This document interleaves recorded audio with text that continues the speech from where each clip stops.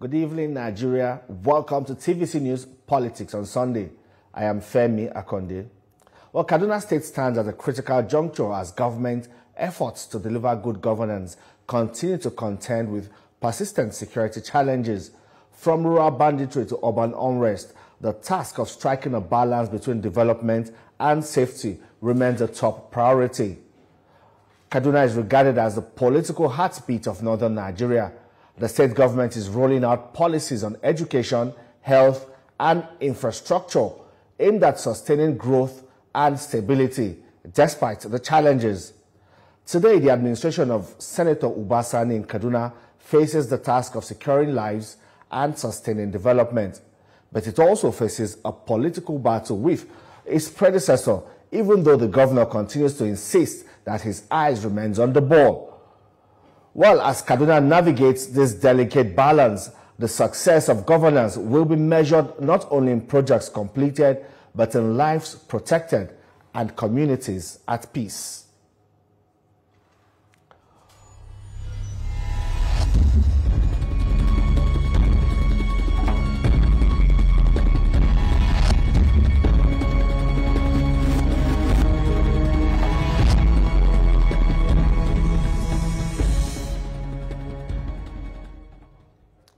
Well, joining me live from the Kashim Ibrahim Government House in Kaduna State is the Executive Governor of that state, Senator Uba Sani. It's good to see you again, Your Excellency. Thank you for having me, Fawehinmi Akonde. All right, then, let's go straight into it. Well, it's sad to read about, recent security reports, especially the killings in Borno State and some northwestern states. These incidents are a constant reminder of the urgency in tackling all threats to lives and property. But Kaduna State is a typical example. You're a strong advocate of the non-kinetic measure in tackling these insecurity issues. Even yesterday at a book launch of Sheikh Gumi, you said bullets alone will not solve the problem. You said poverty, unemployment, and the neglect of rural communities are at the heart of banditry. How has this model worked in Kaduna State? Thank you very much for having me again. The issue of insecurity, like I said earlier, is something that we have to sit down and look at the symptoms as well as the drivers of insecurity.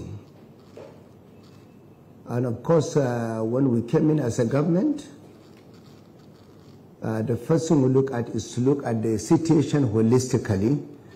And of course, we look at the situation, we realize that the insecurity in Kaduna is completely different with the one in particular in the northeast. Because the issue of insecurity in the northwest is largely the issue of economy. And of course, the first thing we did is look at the situation holistically. And that was the reason why we believe that that problem can only be addressed through both kinetic and non-kinetic approach. So we look at the issue, we first try to engage the community leaders, the religious leaders, as well as the security agencies so that we can sit down together and look at the issue holistically.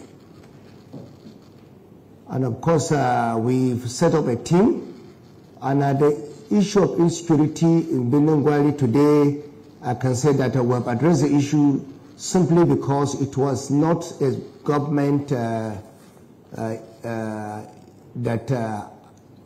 drive the process. It was largely a community-based initiative. And of course, I'm happy because the community gave us all the cooperation, particularly the traditional leaders as well as the religious leaders. They came with the position, and what we did at the beginning is to tell them what are actually the causes of this problem. And I'm happy today, as I'm talking to you, the issue of insecurity in Benengwari, not only Benengwari, but the issue of insecurity in Giwa, Kachia, Zangon Katab, Kauru, as well as Igabi local government, largely has been addressed. People have gone back to the farm. Not only that, the schools that were closed, numbering about 162 schools, have been reopened today in Kaduna State. Our primary healthcare centers, numbering about 222 that were closed before we came in, have all been reopened. And people have gone back to their normal activities. Indeed. So these are, for me, very, very important. Right. And these are, for me, a sign of success. Indeed. Well, you said that, the issue of the insecurity in Kaduna State is different from that in the Northeast.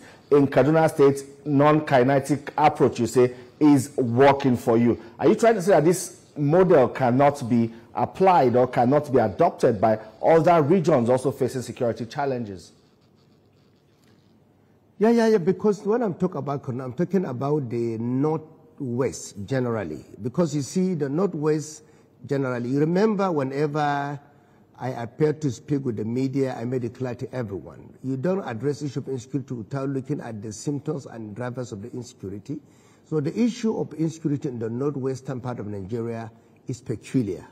And of course, you will agree with me that this model we have been able to adopt in Kaduna is making a lot of progress. That was not even me saying, virtually all the security heads in Nigeria have come out openly and called for other states to adopt our model. That is what's happening at the moment.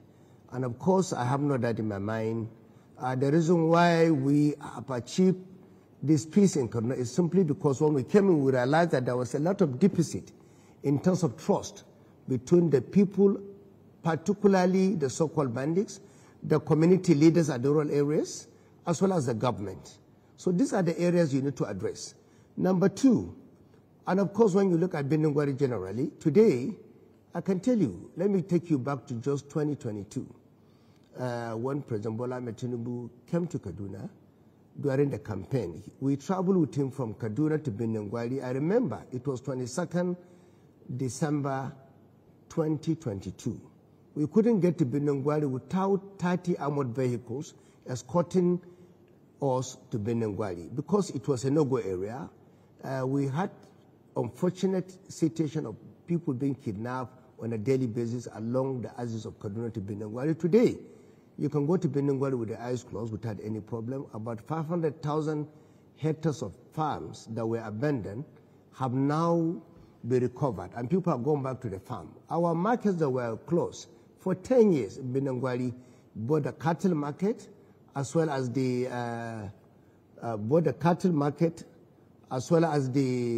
grains market have been reopened now, and people have gone back with their normal activities. So my position is clear.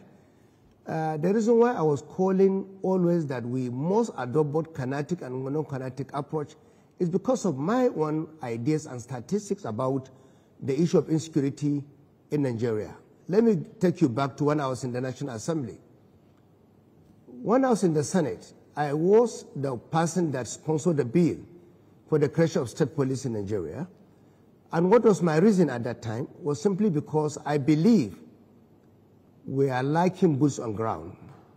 Because when you look at the position we are having today in Nigeria, particularly the number of the military, put the entire numbers of military in Nigeria, they are not up to 300,000. Look at the entire police force in Nigeria, they are not up to 400,000. Put police and military together, they are not up to 700,000. But you can also look at the ungoverned space we have in Nigeria today. That is why I agree with the Chief of Defense Staff, General Christopher Musa, when he came out openly some few years ago. I made it clear to all of us that we cannot win this battle using kinetic approach because we are lacking boots on ground. Yeah. That is number one. Yeah. Number two, non-kinetic approach does not mean telling the military to put their arms down. It's about good governance. It's about carrying people along. It's about ensuring that the people in the rural areas are benefiting from some of the government activities and programs that will better their lives, their economic prosperity, and ensuring farmers go back to the farm. Indeed. Well, Your Excellency, even this non-kinetic approach, there are some critics of this particular approach. They even term it as a government paying bandits or government dialoguing and treating bandits with kid gloves. They say the only way to eliminate all threats to security of lives and property should be to outrightly eliminate these bandits. They say this non-kinetic approach is like paying them for the atrocities they have committed. How do you respond to this kind of critics? I think this is politics. Some politicians, I think, are playing with security. And I think people like you should ignore them. And I think they are just saying what they're saying. Most of them believe they are not sincere. They are only trying to play politics. But because if you want to come to Kaduna tomorrow. And of course, the people in Kaduna knows that our Kaduna model has nothing to do with paying bandits. We are not paying any ransom to anyone. It was a community-based initiative. It wasn't government. It was the Emir Benengwari, the religious leaders, the community leaders that came up with the idea. And as a governor, my most important responsibility is the protection of lives and properties of our people.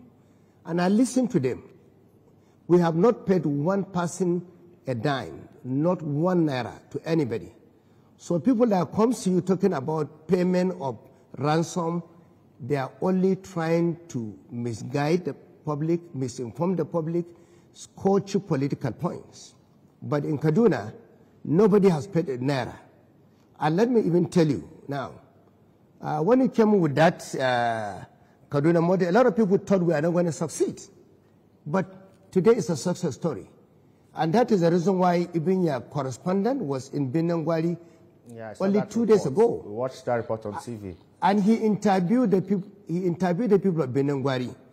They made their own testimony. Nobody gave them 1 naira. And let me also draw your attention to one fact. The Emir Benengwari informed me when we started this Kaduna model that all the bandits around Benengwari, majority of them were born in his presence, meaning they are not from anywhere, they are from that community.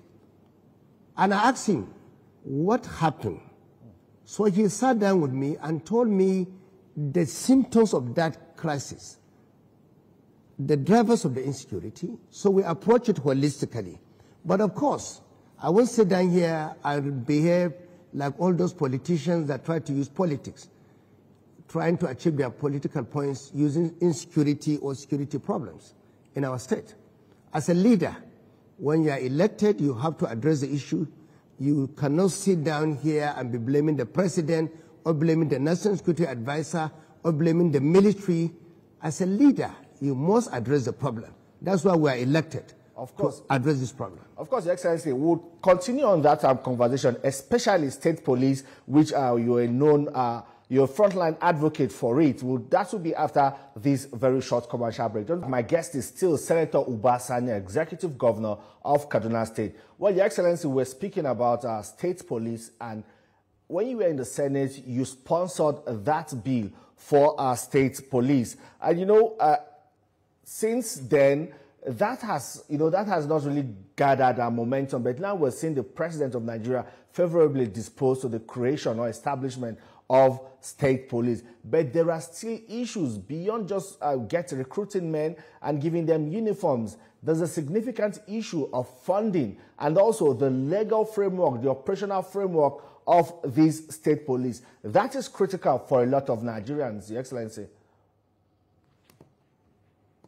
Thank you very much. I think, you see, when I brought the issue of state police when I was in the National Assembly, I wasn't a governor of my state at that time. And a lot of people were showing a lot of concern. But today I'm happy. At the level of the NEC meeting, virtually all the governors in Nigeria, except one, have agreed to the establishment of state police in Nigeria. For me, it is a good development, a positive development. A lot of people are skeptical that governors will use state police. But a lot of people have no idea about the establishment of law in Nigeria. Because as a lawmaker, when I was in the National Assembly, I sponsored over 32 bills. 7 were passed, 3 became laws in Nigeria. And I'm talking about laws that were very, very critical and important in Nigeria. So the act of lawmaking, people have to look at it. When we're talking about the creation of state police in Nigeria, we're talking about National Assembly will be the one to champion the amendment of our own constitution to provide for the creation of state police. And when people are talking about the abuse of state police, because they do not even have idea about the law, the amendment of the constitution. That is the point I'm trying to make here. So that a lot of people that were worried, were concerned, they have to understand. It depends on the drafters of that law and how we intend to amend the constitution to create state police. So the issue of abuse can be addressed during the amendment of the constitution. We can make it clear that the state police should only focus on the issue of security, and you don't give them the room to get involved with the issue of politics or political activities. When you do that, it depends on how you craft or draft the law. That is number one. Number two, whether we like it or not, like I said many years ago when I was in the National Assembly, just about 3 years ago, we had lacking boots on ground. That is why both the military, that's the army, the air force, the police, have accepted the fact that they are lacking boots on ground. We have a lot of ungoverned space. So it's not supposed to come out and be complaining, blaming the military, blaming the National Security Advisor, blaming President Bola Ahmed Tinubu. What do we need to do? We have to look at the solution to the problem. Stop politicizing the problem of insecurity in Nigeria. For me, it's a sign of weakness by some political leaders. That means most of them, they don't even believe in our country. They are not even people that have the love of their people. We're talking about lives and properties of our people. And people are politicizing very important and critical issues that affect the lives and properties of our people. So what do we need to do now? When I said we cannot address this problem using kinetic approach only, now we come with another solution: create state police. The people that need to do that are the National Assembly. And I'm happy today, this House of Representatives, because I had a conversation with the Speaker of the House of Representatives, and he assured me they have gone far in the creation of state police. They have started the conversation at the level of the House of Representatives, and I also discussed with some members of the Senate, and they told me they are also keen into that. Governors agree, and I'm happy President Bola Ahmed Tinubu is also someone who believes in true federalism, who believes in devolution of power. That's what we fought for when we were in this civil rights activism. We believe in true federalism. And true federalism means decentralization of many things, including security. So people have to understand that. We've been conversing for that since we were in the civil rights movement, even before democracy. So that's the issue. So for me, that is the way to go. And let's not continue to politicize the issue. People believe, or some even people are celebrating the issue of insecurity because they think they can use it to achieve their political aim. And for me, I feel it's sad. It's unfortunate. Well, Your Excellency, it's good that you acknowledge that if these laws are not properly drafted, there can be chances that it can be abused. But now the ball is in the court of the National Assembly, and all eyes are on them to draft something that is watertight and will ensure that all of these kind of abuses are prevented. Especially in situations where, especially now that the election is coming up, people also fear that it can be used by sitting governors, sitting heads of subnationals, to intimidate the opposition. Now, a particular case is what is going on in Kaduna State. Your party, the All Progressives Congress, won the by-election in that state, and since then, the political atmosphere in your state has become really charged. We saw the meeting of the Social Democratic Party that was disrupted by some thugs. The former governor said these thugs were state-sponsored, they got cover from the police and all of that. I think it's not just Kaduna State now, but these are the kind of issues people are pointing to when they say state police, or when they say the matter of state police is quite delicate and Nigeria may not be really matured yet to have this state police.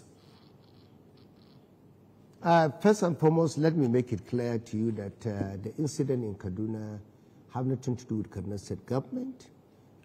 Police are investigating the situation. As you're aware, as a state governor here, I have no power to choose who to be the state commissioner of police, or who to be the GOC, or who to be,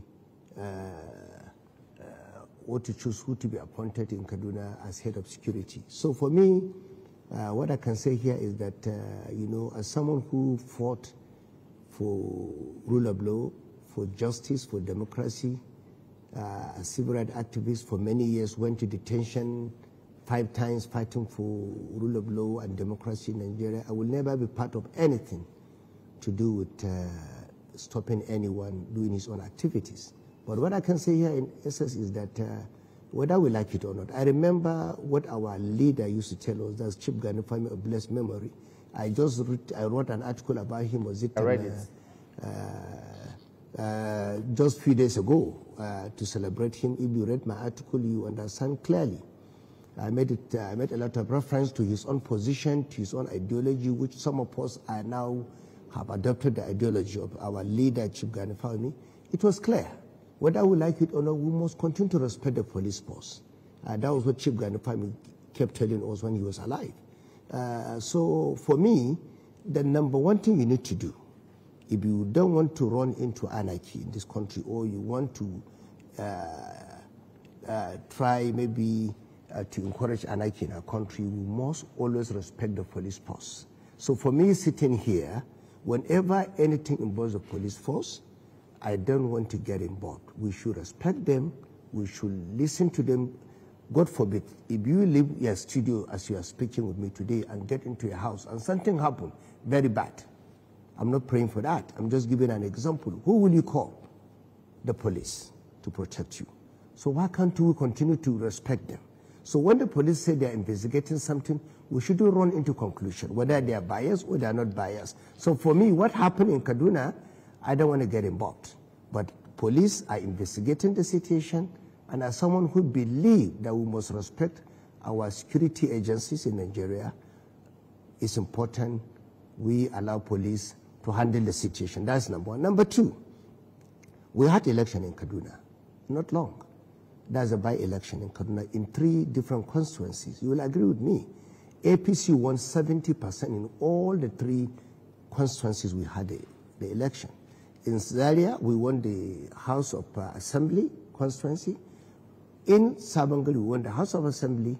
In Chikun and Kajuru, we also won the Federal House of Representatives there. And let me draw attention to the fact that in the history of APC, we've never won election in Chikun Kajuru Federal Constituency. It was always PDP that won the election since 1999. Only 2 years ago, Labour Party won that federal constituency. But the member died, may his soul rest in peace, is our friend. That was why we had the by-election. And this time around, APC won 70% of the total votes. And I can tell you, the reason why you are seeing these changes in Kaduna is simply because of our approach to governance. I was sitting a few days ago, and I had some people in your studio talking about the number of Muslims and Christians in Kaduna. For me, it is unfortunate. It was unnecessary. As a leader, we don't run our state based on religion, based on party affiliation, but based on ethnic affiliation. When I came as a governor, I made it clear to everyone, we are going to run Kaduna on the basis of fairness, justice, and equity. And that's the reason why we won that election in Chikun, because we carried everyone along. And we don't care whether you voted for us or not. The most important thing is about governance in Kaduna. When I came in as a governor, I met a state that was highly divided. But today, We are working as one family. Let me give you another example. Yesterday, we're running out of time. We celebrated Maulud. Yeah. Yeah. Yesterday, we celebrated Maulud in Kaduna, celebrating Prophet Muhammad Sallallahu Alaihi Wasallam. But I can tell you, hundreds of Christians came to Murtala Square to celebrate with thousands of Muslims during the Maulid yesterday.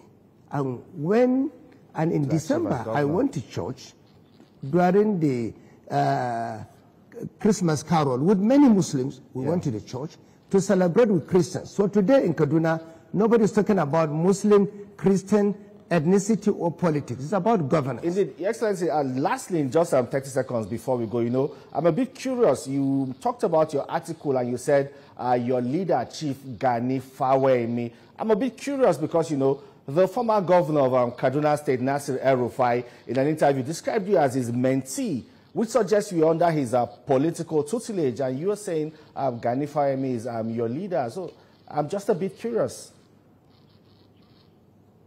I don't think it's necessary to respond to that comment, because for me, I feel it's something that I have no time to respond. But I want to assure you that I have a lot of people that I work with them in my life. Let me give you an example. Even President Bola Tinubu, I met him 1994 at the house of Bekoron Sankuti, which I still regard him as my leader. Chief Gani Fawehinmi, for me, is a leader, is a father to me, because during the era of struggle, I live in his house, I stay in his house. So somewhere along the line, speaking about me, I will not comment. But what I can say here is that I'm focusing about Kaduna. I don't talk about individual. My focus is Kaduna. I don't get distracted. My eyes is on the ball. That place, Your Excellency, Executive Governor of Kaduna State, Senator Ubasani. Well, that's it on the program today. You can see this episode again on TVC News YouTube channel. Thank you for watching. I am Femi Akonde. See you next time.